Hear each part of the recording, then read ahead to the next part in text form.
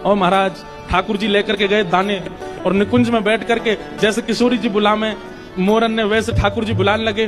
सबरे मोर आ गए, बोले ये तो श्याम सुंदर हैं, ये तो हमारे हैं, इनके हाथ से पावे में कहा संकोच।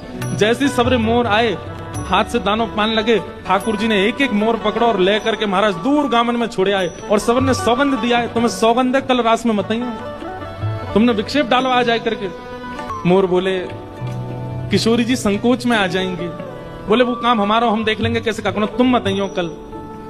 और मोरन को सौगंध देख के मोरनीन की ठाकुर जी चले गए। दूसरे दिन रास बिहार भयो, निकुंज में ठाकुर जी श्री जी सब सखियां सब पधारी, रास बिहार भयो। और अचानक वैसे कल की तरह आज भी श्री जी बीच में ही रास छोड़ करके और पोटली लेकर के गई और लेकर के जा स्वर में मोरन को बुलावे करने लगी स्वर, लेकिन मोर नहीं आए। दूर दूर तक किशोरी जी देख करके आ गई, लेकिन मोर नहीं मिले। कभी यमुना तट पे ढूंढे, कभी सघन वन में ढूंढे, कभी कुंज निकुंजन में ढूंढे, लेकिन मोर नहीं मिले श्री जी को।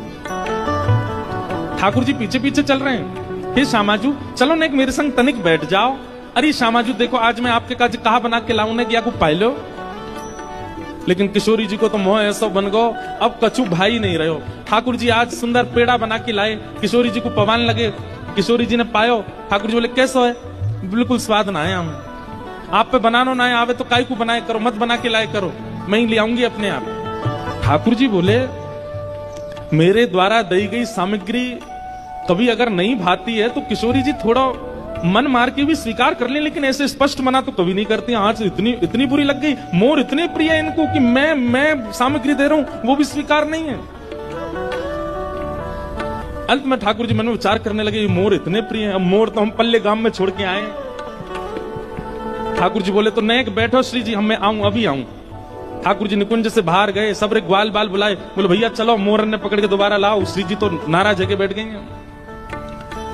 सबरे ग्वाल बाल गए बाद दूसरे गांव में, वहां पे जंगल में मोर बैठे थे, कसम दई ठाकुर जी ने मोरनी इनकी आमद जई हूं। ठाकुर जी बोले भैया चलो किशोरी जी के पास चलना, जल्दी चलो।